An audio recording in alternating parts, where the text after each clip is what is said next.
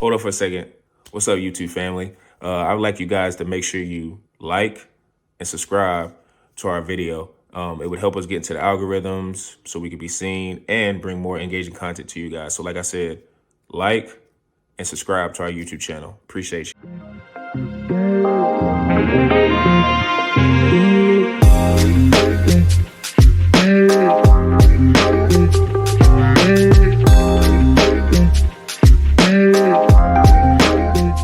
Welcome to another edition of the Pick and Downs podcast. I'm your host, per usual, Sean Tyson, here with Zoo and P. Bush. How are you guys doing? I'm doing well, man. Nice little holiday weekend, back on the grind, and been enjoying watching Bronny James get put on skates every time he plays in the summer league, man.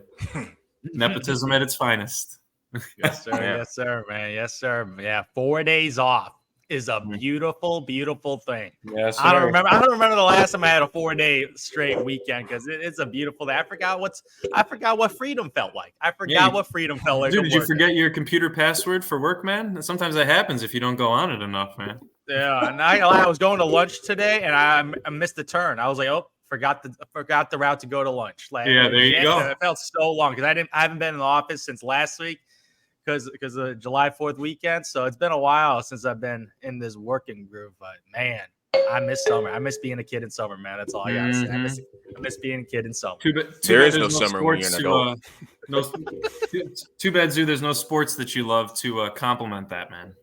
Oh, yeah. Oh, no sports at all. No sports. So I got no excuses not going to the gym. No excuses. No excuses. No excuses. Yeah, summertime, I know a lot of people kind of complain because they like 4th of July on Friday because it's just like you start your weekend early. But like most people, not saying all, but most people just take off that Friday anyway. So it does feel like an extended break. And we were kind of talking before the pod just about how like, man, it just feels like everything is happening in the NBA. Even though a lot hasn't happened, it just feels like a lot of events have occurred. So that's going to be our focus right now for this topic. One and only topic we're going to talk about right now. Which is just NBA free agency. There was a couple big moves. There were a couple teams that didn't make moves. So, P. Bush, go ahead and give us one of the teams that you are interested in. I think we got to talk about the 76ers, man. They were the big mover in this free agency, re-signing Zoo's one of his up and rising stars, Tyrese Maxey, getting re-signed. That was huge for long-term planning. Zoo, I think they might be trusting the process again, man. I think they might be officially doing that because then they bring in your boy PG, man. He's that. They finally chose someone over Tobias Harris. So let me just put it that way. Yeah, you go from Tobias Harris to Paul George. That is an upgrade. That is a huge upgrade. You know, you got a veteran wing who's looking to win. He obviously had his idea of where he wanted to go. I think there were a couple options. You know, the Warriors were tossed around a little bit. You know, I can't remember the exact reason why that fell through, but I think their whole Clay situation, it was just Warriors are just kind of. Man, they're in that middling ground now, man. They're going to be kind of bottom of the West just based on how it's looking. And I think that's also the reason why Paul George maybe wanted to go to the Eastern Conference, man. He's got a little bit better of a chance at making a finals and potentially winning it, with really the Celtics probably being the only true match. We got to see how the Bucks adjust after all their injury-riddled 2023-2024 season. But, man, I got to shout out one signing, man, that I thought that the 76ers made, which was crucial, and that was Andre Drummond, man, the former Bull. I know it happened a little while ago, and we haven't really focused on it. But one thing we always talk about is Embiid kind of becoming a liability when he's exhausted. And we've talked about how he just looks, whether it's his injury issues with the fatigue or just kind of slowing down, and then he settles for those top of the key 3-pointers that Zoo absolutely hates. And just, I shouldn't say it's just Zoo. Shaquille O'Neal is probably the guy that's like, man, get your ass down in the post, man, and be a big man, right? So I think by bringing in Andre Drummond, he can give you, 18, 20 minutes a game. We know he is a Hall of Fame level rebounder. He's not a Hall of Fame player, but he is one of the best rebounders we've seen in the last 10 years in this NBA. And I think people forget how young he is. He looks like he's been in the league for about 20 years, but I think he's only in his early 30s, if not just around 30 years old. So, 2-year deal, very cheap deal, one that they needed to complement the big signings that they had made on top of Embiid's existing contract. And they got their point guard, they got their wing, they got their big man, and they got a guy that can back up their big man and take a little bit of stress off him when necessary, on top of Paul George complementing Embiid scoring-wise as well. So Man, this team, Zoo, they have no excuses. They got a great head coach. They got a 3-tier scoring system with a couple solid role players. Their GM is aggressive and willing to make moves. Yeah. They are in an ideal situation with only one, potentially 2 true competitors in their conference. This is the year, man. Or they got a couple years, maybe a 2-year window, I would say, maybe 3. Yeah, 2 years max. Yeah, because, I mean, Paul George is getting older, right? And 34 years old.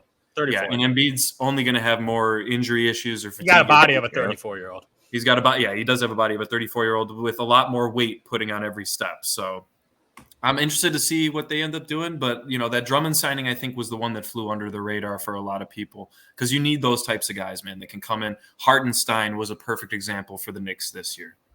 Mm-hmm. For sure. Yeah, you got to shout out Daryl Morey. Because all Daryl Morey does is get deals done and get stars. Mm-hmm. Like, if you look at his track record, not just in Philadelphia, in the Houston Rockets, he got James Harden, star. Yep. He got Dwight Howard, who was an all-star at the time, so he paired them. And then he got rid of Dwight. He brought in Chris Paul, star. Yep. You shipped him out. You got Russell Westbrook. He was still at a star at a time. And then he pivoted. He got let go. Philadelphia 76ers. Ben Simmons, bust. Ship him out. Got a star. James Harden. That was a hell of a trade. Just think about it. Ben Simmons is probably the worst contract in the NBA. He was able to get James Harden. James Harden starts pouting. What does he do? He gets rid of James Harden to get picks and future assets, and he prepares the cap space to prepare to get another star. He's like, MB, give us time. Give me a year. We got cap space. I'm going to get you some help. Paul George. Mm-hmm. Yeah, this guy, Daryl Morey, like, he might not have won a championship yet, and that could be some of his fault, some of his stars' fault. But all I got to say is he puts them in the Final 4, Final 5 teams based on his moves, of his aggressiveness. It's just like this guy doesn't make excuses. Nope. This guy does not make excuses. All he does is pair. He got the superstar player, and he's able to find complementary guys to fit him, and he's trying multiple guys. So, yeah, as you can say, Joel Embiid, 0 excuses. You're an MVP. Nope. You're the only MVP ever to not make it to the conference finals.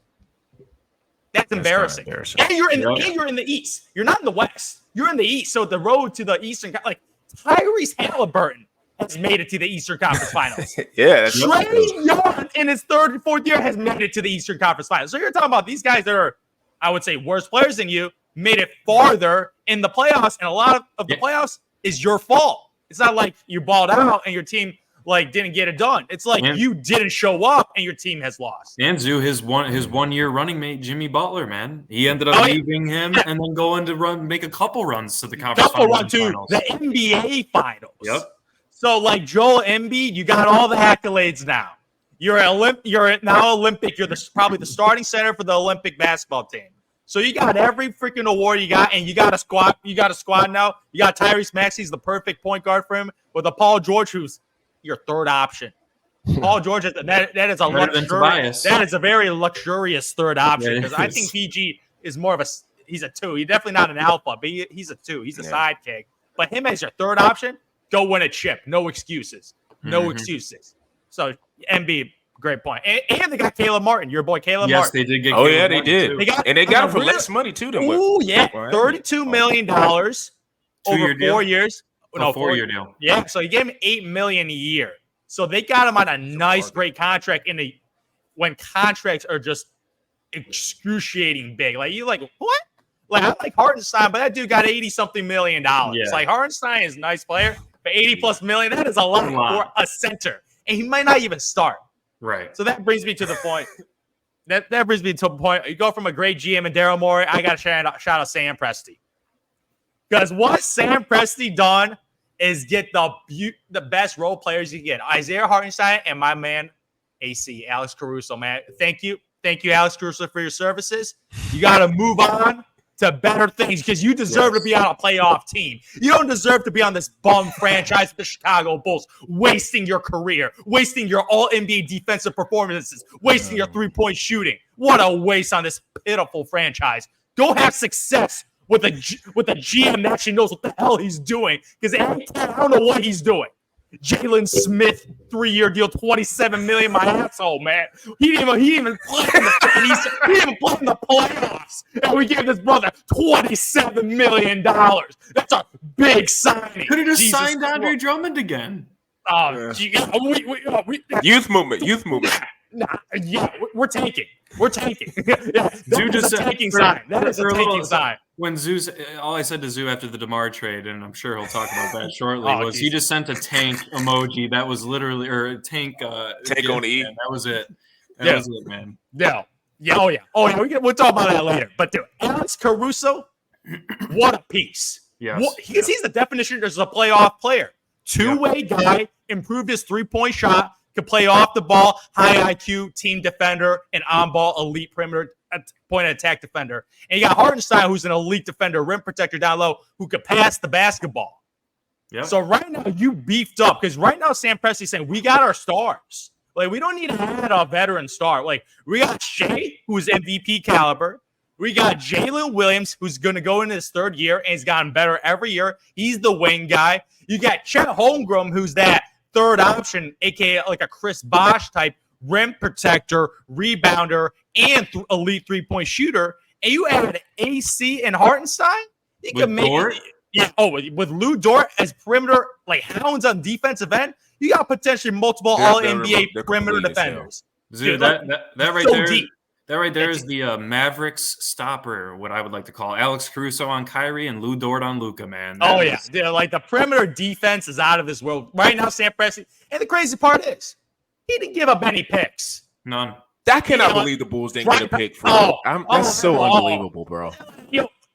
I'm asking for a first round pick. Just give me a second. Give me a pick swap. Give me something. You got freaking a treasure chest full of picks, and they gave nothing for Josh Giddey, who had off the court troubles, as everybody knows, and had his worst season in the playoffs. So on the court and off the court, he had a rough year. So his value is at all-time low. AC had a career year. Boom. This guy's like in his prime right now. AC is like playing phenomenal basketball, and we couldn't get a single pick for a team that is rebuilding. Like, you got to have some assets to rebuild. You got a couple second rounders, Zoo. Jesus. A couple second rounders, man. For DeMar DeJordan. DeMar DeJordan got you too. That's another guy I got to do. Thank you for your services, DeMar DeRozan. Yes. You deserve to be on another franchise who got the shit together. Because Sacramento's a legit franchise now. They got some real players right there. And they're going for it. I like how all these playoff teams are like, screw it. Like, first of all, they gave up nothing. They gave up 2 second-round picks and Harrison Bricks for DeMar DeRozan and Davion. That's the only young piece. Whatever. Yeah. They got Malik Monk on a cheap contract. Raptors. Yeah. Oh, okay. Got to let go. He was part of the third team. Yeah, they don't need him, man. They got plenty of guards, especially with DeMar DeRozan joining the lineup. That team is loading up, going for a playoff run. I don't know if they're going to be elite like the OKC Thunder team because they play zero defense. But offensively, they're going to be nice to show. But it looks like they're tripling down on offense and trying to outscore you 120 to 115. Let me ask you this, though, Zoo, about that fit, because this is what I was curious about with DeRozan is one thing you can knock DeRozan about, and I do think it's partially why the Bulls had some struggles. And he was obviously the only consistent player, huge shots for the Bulls. Like you said, thank you for your service. But the ISO ball situation with De'Aaron Fox, based on how DeRozan plays, he's a very ISO ball player. Mm-hmm. Do you think that'll have any negative effects on De'Aaron Fox? Yeah, because De'Aaron Fox and the Sacramento Kings, they run that Warriors movement offense through Sabonis' passing, very similar to Draymond Green. Like Mike Brown just copy pasted the Golden State Warriors offense and pretty much utilizing it on the Sacramento Kings. And DeMar DeRozan, I love him. He's an ISO guy. He's a ball stopper. But that's what was demanded by the Chicago Bulls because I don't know. They didn't have enough movement guys or shooters to do anything. Oh, he's going to start. Yeah, 100%. He got a 3-year deal for $74 million. He's going to start. Because it's going to be De'Aaron Fox, Malik Monk, or Kevin Hurt, or one of those guys, one shooter. You got DeMar DeRozan. You got Sabonis at the center position. And you got Keegan Murray as a stretch forward. So DeMar's going to fit in that 3 spot that Harrison Bricks was taking. Probably. No, you don't pay a guy. To your point. I know you're paying him a bunch of money, but it's 74. Like you can't pay 74. Point, he's probably going to start, but it's like that's the thing about DeRozan. He's a great player, but like this point in his career, his game fits more as a 6-man because he can't shoot the three. That's his, and like part of what helps you in this, I feel like as a 2 guard, and I'm not saying he's a awful defender, but I feel like as a 2 guard, I need you to shoot like better than 29. He's more of a 3. He's and more it's of like, a 3. Yeah, in modern era, to it's me, more about wing position. I get Sacramento, like you're going for it, and I do like that they're trying to get more because that's what you really need. You just need guys who are experienced in the playoffs because, like you said, he had all those series in Toronto battling LeBron. He's an experienced player, and he's going to be an upgrade over someone like Davion Mitchell. So I get the move, but I just like DeRozan is kind of it's a.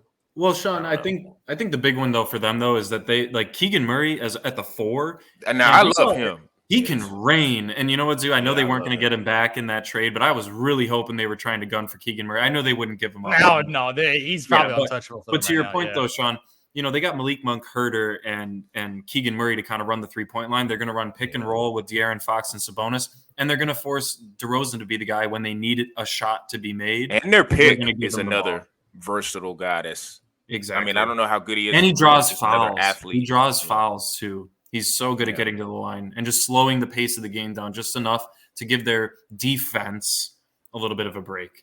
I will say with Joel Embiid, what I think also this year will prove is that if he's able to get through the East this year, because if everyone is healthy, I think it almost will be a better situation for him in terms of like the road. Like people saying like, man, he kind of went through a loaded East. Because if you just see how the East is stacking up this year, like there's outside of Atlanta, not really seeing the direction of what they're doing. Charlotte, kind of confused on what they're doing. Washington, of course. Tanking. I mean, you know, a lot of those teams, you could be like, these are teams that if you get them in a 7-game series, they're going to battle you. So I think if Embiid goes through and beats this East and doesn't have like a red carpet that Boston had, even though they did prove it in the finals, it's like, this could really add a little bit to more to his lore. Because to you guys' point, I agree. He is, you got your guys now. You got 3 guys. Like I said, Paul George being a third option is unbelievable. Crazy. So the fact that you got 3 guys that can really go get a bucket at any time, I'm gonna need him to step up and do what he needs to do. So 76ers is a no-brainer. I know a lot of people are excited about Klay in Dallas. I am too. I'm just hoping that his fit with Kyrie and Luka is seamless like how it was with Steph, because I do think with the Warriors it was more so because Steph's not a traditional point guard. It was more so about their offense and getting Klay open. And I'm not saying Klay's not a feature player right now because I don't think he is, but I do think he's a player you can run plays for. And I'm interested to see how Jason Kidd, because I just don't think it's going to be. I mean, Luka and Kyrie is going to be able, especially Luka, he's going to be able to find Klay in the corner and do all that type of stuff. But I'm just talking about in further down in the season when it gets to like the end of the season and playoffs, like how will the offense gel in terms of them running plays for Klay and will he be able to execute? That's the only thing I'm worried about. But I think he's the perfect complement to those guys because they needed a shooter. Well, it doesn't put him over the hump though, Sean. Let me tell you that it doesn't put him over the hump. No, it does not. It definitely doesn't. It's like it's OKC and everybody else in that. Like the fact that, to your point, dude, Hartenstein and Alex Caruso, what weakness do they have on the team? I can't find one. I cannot be like, you know what? They're not going to be good there. The only thing I could see that could maybe become an issue is like Chet, maybe because there's so many options, he doesn't progress. But I mean, I think he's going to end up being not close to Shea's level in terms of a score, but he's going to be a more featured person in this offense. And I think Hartenstein being there and being a guy who's going to be able to take a little bit of the load off in terms of him having to battle other bigs, it's just going to open his game up more because Chet is got the body of a 5, but he has the game of a 3 and a 4. So like, I just don't see any weaknesses with that team. So it's like their 3-point shooting needs a little bit of improvement. That's probably their only area, I would say. They could probably go find. I mean, yeah. I mean, Caruso's a nice knockdown shooter, but he ain't like a guy that's a sniper. Right. But they need a sniper. That's really what that's really all they can go. They can go give up a freaking first pick. What the 21st round picks they got, just go send that to somebody, go get one. So it doesn't even really matter. Yep. But but OKC, I love what they did. Orlando, I was almost thinking like, okay, perfect sense. Klay Thompson, let's get the deal done. But it seems like to me they had something up their sleeve because they were looking at KCP. And I'm going to be honest, I totally forgot about KCP. I never thought about him being an option for Orlando. And I actually like that option a little bit more than Klay. because to me, I think they're comparable shooters right now, and they're not as all time, but I think they're comparable shooters right now. And I think I'd rather have KCP on defense. And in the locker room. And in the locker room. Yeah, the thing about Clay, him being like a nuisance in the locker room with Golden State it's weird hearing that because you just don't think of Clay as being a distraction. But that tells you what happens when money's on the line. When money's on the line and you're dealing with management and and your agent is telling you things that management is telling the agent, that that could kind of mess up a locker room. But I love that fit for KCP. Now, a lot of people are mad at like what's his name? Franz Wagner, the extension. The max. I mean, a lot of that stuff is just that was surprising. Kind of like it is surprising that he got that, but it's just kind of like the price of doing business. It's like I always talk about like if you're at a certain point total and you're at a certain if you're hitting these benchmarks early in your career, they're just similar. Scotty Barnes, Emmanuel Quickly, all those guys are certain benchmark guys. Quickly. And it's just like you're gonna get the money, which is it looks. But see, in 2 to 3 years, that Quickly deal is going to look like freaking pennies on the dollar. It ain't going to matter. But I just think it's what these teams have to do because you're trying to curry favor with these agents because you never know who they're going to get next. So a lot of that is just like you scratch my back, I'll scratch yours. So for me, I love Orlando's move. They re-signed all their guys. Now, this doesn't have to really do necessarily with the move, but I like the direction they're going is the Jazz. I love that they're going in the direction of, okay, Lauri, we know you're probably going to have a balloon payment coming in about a year, so let's see if we can get some draft picks and maybe a player that's a future star in the making get sent back to us. I love that they're on that mindset. And also like with Kessler, they're staying firm on like, no, we want a first round pick. Like we know that the center market is dried up. There's not a lot of good centers in the market. So guess what? You're going to give us a first round pick, and more than likely that's what they're going to get. I like that they're doing that because the other guys outside of those two, even though one could argue that Lauri is definitely their best player and you would maybe want to build around him. Danny Ainge, as much as crap he got in Boston, which it's just hard to have the Boston Celtics job, like I do like how he commits to, no, we're going on a youth movement. And to be honest, they're not OKC in terms of draft picks and in terms of like assets, but they're kind of, if you look at like their future assets, they're kind of positioning themselves to be like, hey, we're a team that could get a star in the future if a star wants to go there. And that's the part of the problem because no star wants to go to Utah. But go ahead. Yeah, they got a haul for that Gobert and Donovan Mitchell trade. So future assets for them, they got rid of their assets at the right time. Like a couple franchises out there got to take notes, man. Don't sell your assets too late. Dude, you don't have to smoke and mirrors it, man. No, he is smoking mirrors. That's all I got to say. Don't sell your assets when they're at the low value. Sell it when it's high, especially when you don't have a trajectory to win a championship. Sell your assets and go for a reason. You got to be extreme one way or extreme the other way. You can't sit in the middle and be like, hey, like to your point about, I know what he's referencing is what the Bulls have been doing for the last couple of years, and now they have a direction of what they're trying to do. So I'm not mad at what they're doing now. It took them 12 years, Sean. It took them 12 years, man. Well, I think too, like the concerning thing is like the whole Zach attaching a first that just screams that he's Lonzo 2.0. That means his knees must not be good. Like if you're attaching a first, that does not sound good. That's crazy. But and apparently now it's second. So like I guess I don't know, maybe it got the wrong news got out there, but that's a tough look. But I mean, I understand the movement now, what they're doing, because even though it's still crazy that they gave up Alex Caruso and didn't even get like a pick, like the direction is going towards, hey, we're tanking. Because I don't know if you guys watch Team USA. Cooper Flagg looked really, really, really, really good. He looked like a guy who could come off as a sixth man right now and get play now. He can play now. So to me, I don't care what really happens this college season. Like once that's over and he has to do his, he's obligated to be there for 9 months and play at Duke.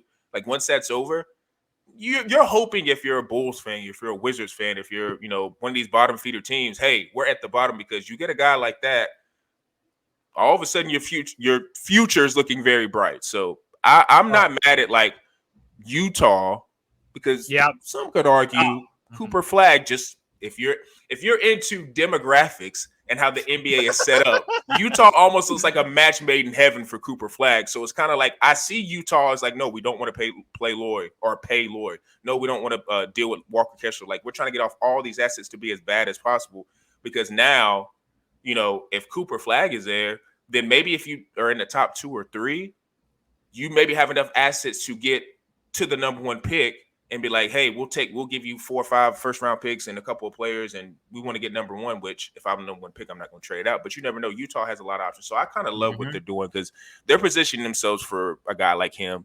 Or I mean, I'm a big fan of Ace Bailey. I don't know if you guys know him, but he's going to Rutgers right now. He's a 6'9" wing he's pretty dirty too. So I like the teams who have a clear direction that are like, hey, we're tanking. This is what we're going to do. And, like I said, in the NBA, everybody can't freaking win. Everybody can't freaking win. And it does pay off to tank. I don't care. I know everybody trusts the process, Because I get all that. One basic thing about the NBA is you got to be able to draft a homegrown star. Like if you look at every championship team in the last couple of years, you are able to freaking draft and develop a guy as a cornerstone for your franchise.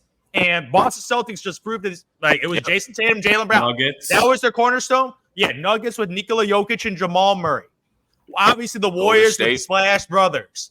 Like, you talking about these franchises, like, you got to have that first piece. If you don't have that potential superstar, you got to find them. And the only way to find them is through the draft. It's the only way, unless you find a foolish team that gives up on a young player, aka Indiana Pacers, feeling like Tyrese Halliburton is their star piece, that they were pretty much got a guy on a rookie contract to try to be a potential Milwaukee Bucks too. Giannis. Giannis draft. You got to draft. The only one that wasn't was the Lakers.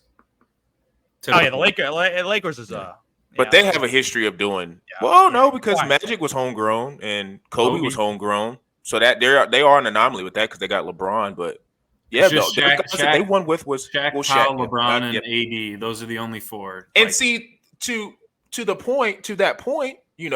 A lot of that is because it's the LA market. They're used to getting free agents. A lot of cities, and even LA now, it's tougher because everybody can be seen now. Everybody can be seen now. You can be seen in Milwaukee. You can be seen in Portland. You can be seen in Orlando.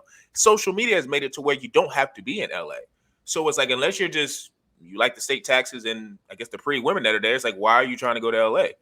But before that was kind of like, it's LA. We can get you deals. We can do all this stuff. So, I mean, now there are some cities that still kind of struggle with that. Like, I mean, Utah, Oklahoma City, Memphis.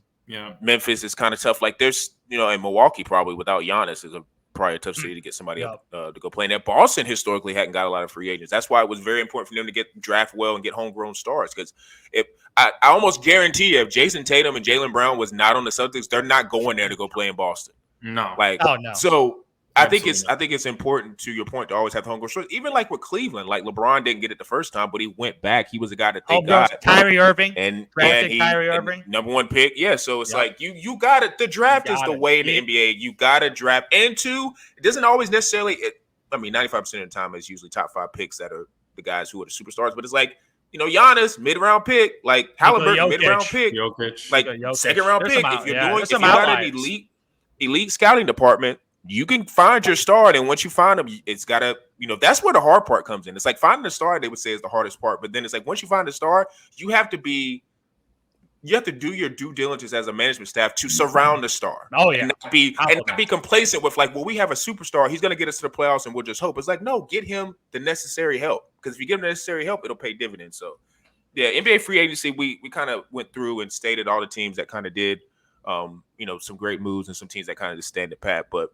Like I said, going forward, the NBA is going through their summer league. Like people said at the beginning of the pod, like Bronny James is a lot of the coverage, but there also is a lot of stars that like I'm really interested to see what they do in a like Vegas setting, a setting, I would say. Did you guys see Zach Edey?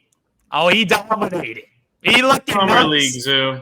Summer League Zoo. I know people say Summer League is college. I know what people say Summer League, like whatever. It's a bunch like of plumbers and electricians out there. Denzel Valentine and no.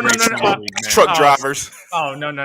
Dude, Denzel Valentine. You can see skill sets in the Summer League. I forgot about him. Oh, stop it. Michigan State alone. Oh my God, stop it, man. That was his second and third year. It was not his first year, man. Like, when you reoccur and come back to Summer League when you're 25, 26 years old, playing against a 20-year-old, okay, you're going to look a lot better. But especially when you're a rookie and you go to Summer League and you do well, I think that's important.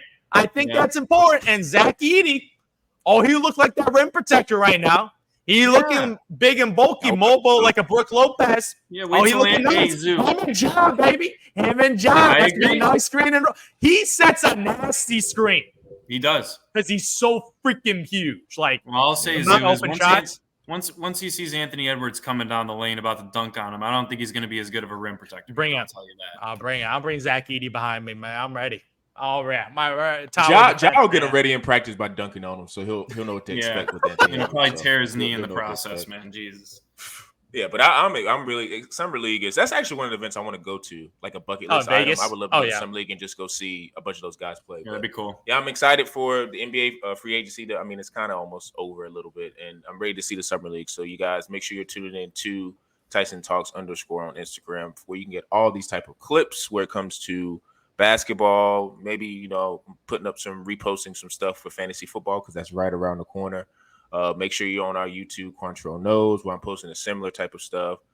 Apple, Spotify, where you can listen to us. And for me, Zoo, and P. Bush, we are out.